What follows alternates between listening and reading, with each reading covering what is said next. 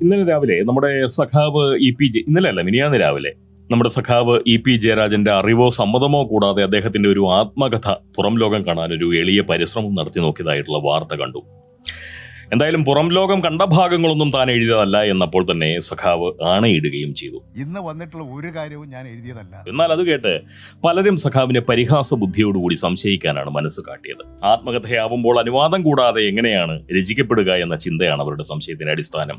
വളരെ യുക്തിസഹമായിട്ടുള്ള ഒരു സംശയവുമാണ്. അതുകൊണ്ട് അതിൽ ആ സംശയാലുക്കളെ കുറ്റം പറയാൻ കഴിയില്ല. അതുപോലെ ആ ആണയിടൽ ചടങ്ങ് നടത്തുന്നതിനിടയ്ക്ക് മാനിക്കുലേറ്റ് എന്ന ഒരു വാക്ക്, ഒരു പദം പലതവണ സഖാവ് പ്രയോഗിക്കാനും ശ്രദ്ധിച്ചു. ബോധപൂർവ്വം മാനിക്കുലേറ്റ് ചെയ്തിട്ടുള്ളതാണ്. ഇങ്ങനെയാണ് ഇങ്ങനെ മാനിക്കുലേറ്റ് ചെയ്ത്, ഇത് പൂർണ്ണമായും മാനിക്കുലേറ്റ് ചെയ്തതാണ്. ഇത് തികച്ചും മാനിക്കുലേറ്റ് ചെയ്തിട്ടുള്ളതാണ്. അതിനെയും പലരും പരിഹസിച്ചു. രണ്ടാമത്തെ പരിഹാസത്തിന് ഇരപ്പെട്ട മാനിക്കുലേറ്റ് എന്ന ആ പദത്തെ പറ്റി പോകാൻ ആദ്യം പറയാം. ശേഷം പരിഹാസികളുടെ ആദ്യത്തെ ആ സംശയത്തിലേക്കും വരാം. അത് രണ്ടിനും മുൻപായി ആമുഖവചനം എന്ന പോങ്ങ സമുദായത്തിന്റെ മുടങ്ങിക്കിടക്കുന്ന ആ ആചാരം പുനരാരംഭിച്ചുകൊണ്ട് നമുക്ക് കാര്യത്തിലേക്ക് കടക്കുന്നതാണ് ഭംഗി എന്ന് തോന്നുന്നു, അല്ലേ?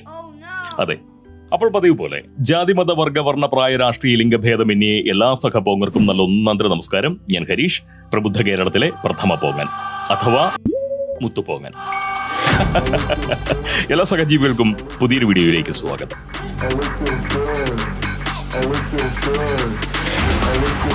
മാനിക്കുലേറ്റ് എന്നൊരു വാക്ക് ആംഗലേയ ഭാഷയിലില്ല.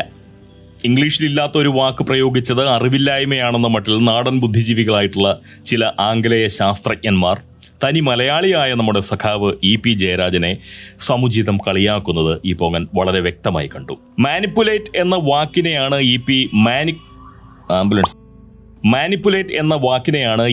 മാനിക്കുലേറ്റ് എന്ന് തെറ്റായി ഉദ്ധരിച്ചതെന്നാണ് അവരുടെ വിചാരം, അല്ലെങ്കിൽ ഉച്ചരിച്ചതെന്നാണ് അവർ കരുതുന്നത്. എന്നാൽ അതല്ല സത്യം. സംഘി സഖാക്കളായിട്ടുള്ള ആ ഇ.പി. ജയരാജനും ഈ പോങ്ങനുമൊക്കെ സ്വന്തം ആവശ്യത്തിനുള്ള വാക്കുകൾ പലപ്പോഴും സ്വയം ഉൽപ്പാദിപ്പിച്ച് ഉപയോഗിക്കുന്നവരാണ്. വാസ്തവത്തിൽ ഞങ്ങളെന്നാൽ ശ്രീമാൻ എം മണിയാശാൻ, ആദരണീയനായിട്ടുള്ള പി.സി. ജോർജ് സാർ, വളരെ ബഹുമാന്യനായിട്ടുള്ള സഖാവ് ഇ.പി. ജയരാജൻ അവർകൾ, പിന്നെ അഖില ലോക സാമൂഹ്യ വിരുദ്ധനായിട്ടുള്ള ഈ സാക്ഷാൽ മുത്തുപോങ്ങൻ. അങ്ങനെ ഞങ്ങൾക്കൊന്നും ആശയവിനിമയം നടത്താൻ മറ്റാരുടെയെങ്കിലും ഭാഷ ഒട്ടും തന്നെ ആവശ്യമില്ല.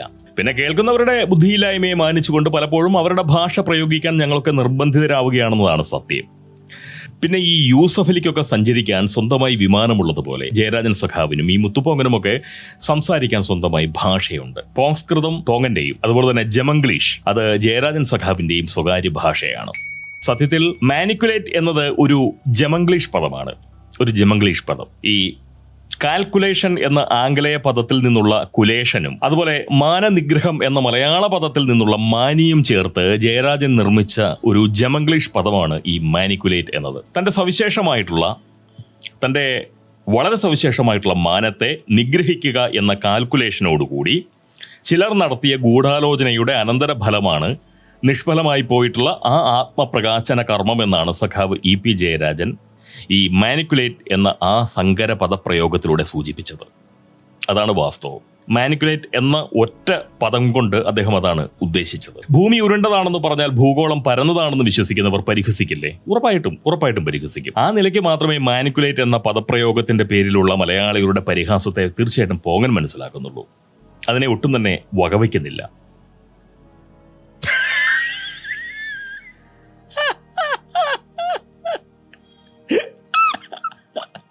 ഒരാളുടെ ആത്മകഥ എങ്ങനെയാണ് അയാൾ അറിയാതെ മറ്റൊരാൾക്ക് എഴുതാൻ കഴിയുക എന്ന് സംശയിക്കുന്നതിൽ ഒട്ടും തന്നെ തെറ്റില്ല എന്നുള്ളത് പോങ്ങൻ പറഞ്ഞു.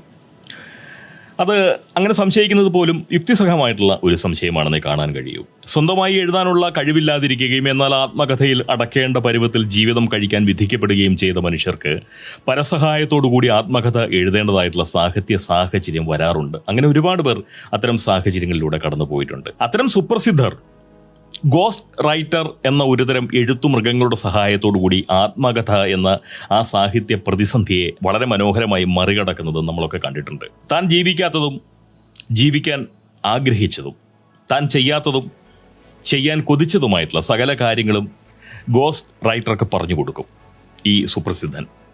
ഗോസ്റ്റ് റൈറ്റർ സ്വന്തം സർഗസിദ്ധി ഉപയോഗിച്ചുകൊണ്ട് അവരന്റെ ആത്മകഥ കേട്ടെഴുതും. ആത്മകഥ എന്നാൽ നല്ല കല്ലുവെച്ച നുണയിൽ കൊത്തിയെടുത്തിട്ടുള്ള സാഹിത്യ ശില്പം എന്നാണ് പോങ്ങൻ കൽപ്പിക്കുന്ന അർത്ഥം.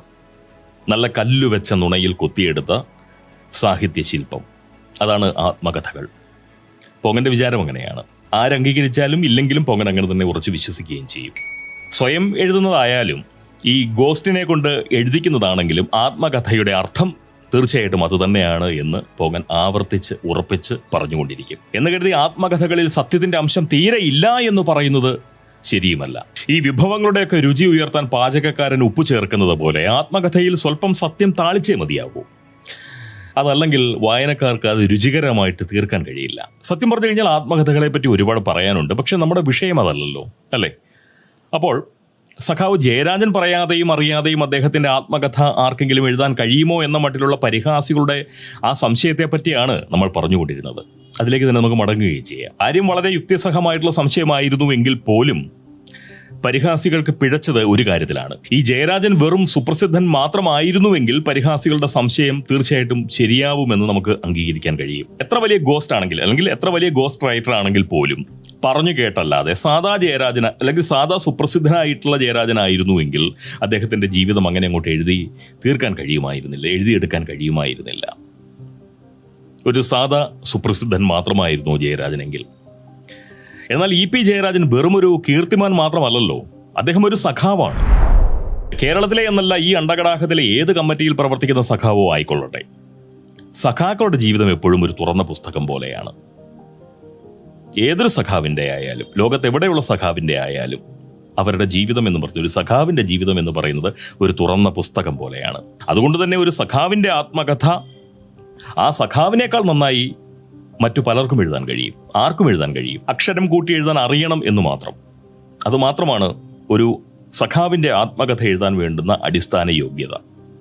അങ്ങനെ അക്ഷരങ്ങളെ കൂട്ടിവെച്ച് വാക്കുകളെ പെറുക്കി നിരത്തി വാചകങ്ങളും മെനയാൻ കഴിയുന്ന ആർക്കും സഖാക്കളുടെ ആത്മകഥ വളരെ നിഷ്പ്രയാസം എഴുതാൻ കഴിയുന്നതേ ഉള്ളൂ. കാരണം ഒളിവും മറവും വേണ്ടാത്ത ജീവിതമാണല്ലോ സഖാക്കൾ നയിച്ചു വരുന്നത്. ഈ പ്രാഥമിക കർമ്മങ്ങളും അത്യാവശ്യം വേണ്ട ദാമ്പത്യ പ്രവർത്തനങ്ങളും മറ്റും നടത്താൻ വേണ്ടുന്ന ഒളിവും മറവും ഒക്കെ സഖാക്കൾക്ക് ആവശ്യമായി വരുന്നുള്ളൂ. ബാക്കി സമയം മുഴുവൻ മനുഷ്യ സമൂഹത്തിന്റെ ക്ഷേമത്തിനും ഐശ്വര്യത്തിനും സമ്പൽ സമൃദ്ധിക്കും സമാധാനപൂർണമായിട്ടുള്ള ജീവിതത്തിനും വേണ്ട പ്രവർത്തനങ്ങളുമായി സഖാക്കൾ എപ്പോഴും പൊതുജനങ്ങളുടെ കൺമുന്നിൽ തന്നെയാണല്ലോ ജീവിതം നയിച്ചുകൊണ്ടിരിക്കുന്നത്, അല്ലേ? സത്യത്തിൽ ഉടുതുണിയും പരസഹായവും ഉണ്ടെന്നേ ഉള്ളൂ. ഉടുതുണി, പരസഹായം ഇവയുണ്ടെന്നേ ഉള്ളൂ. ബാക്കി എല്ലാ കാര്യത്തിലും ഒരു സഖാവും ഒരു മൃഗവും തുല്യരാണ്.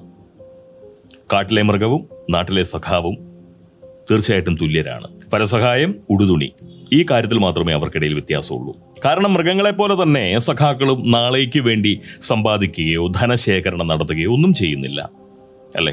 മൃഗങ്ങളെപ്പോലെ തുറസായ ജീവിതം നയിച്ചുകൊണ്ട് സഖാക്കൾ നമുക്ക് മുന്നിലൂടെ കാലം കഴിക്കുക മാത്രമാണ് ചെയ്യുന്നത്.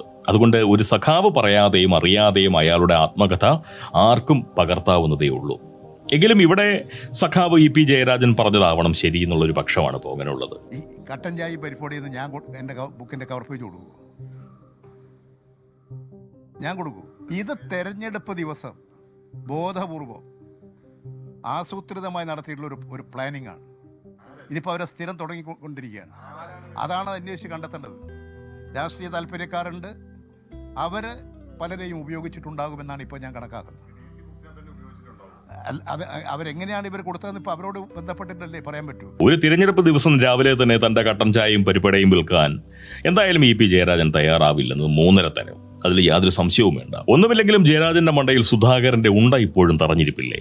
ഇല്ലേ? സ്വാഭാവികമായും ആ ലോഹയുണ്ടയുടെ ഇടപെടൽ മൂലം കാരിരുമ്പിന്റെ കരുത്തൊന്നും ലഭിച്ചില്ലെങ്കിൽ പോലും അല്പസ്വല്പം ഈടുറപ്പൊക്കെ ജയരാജന്റെ ബുദ്ധിക്കും തീർച്ചയായും ഉണ്ടാവും. ഈ വെടിയുണ്ട വളമായവന്റെ ബുദ്ധിയെ തീരെ അങ്ങോട്ട് വില കുറച്ച് കാണരുത്, ആരും കാണരുത്.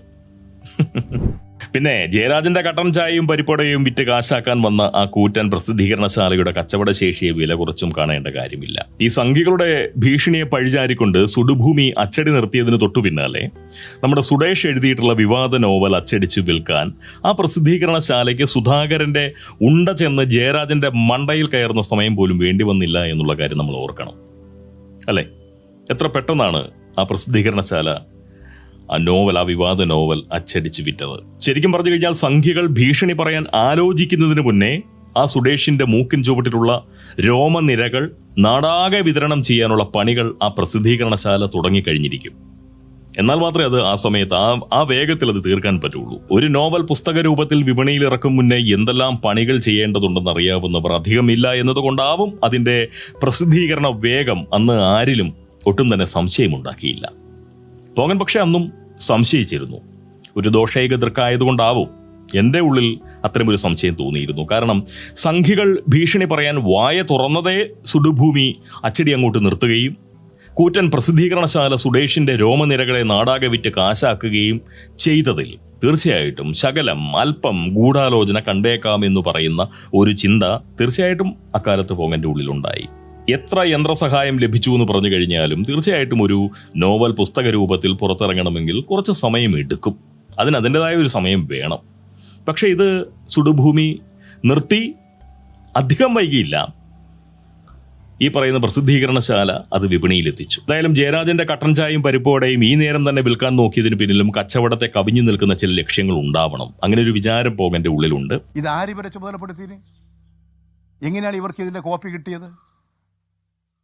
ഇത് തികച്ചും മാനിക്കുലേറ്റ് ചെയ്തിട്ടുള്ളതാണ്. വളരെ സന്തോഷം. നന്ദി. അടുത്ത വീഡിയോയുടെ വീണ്ടും കാണാം.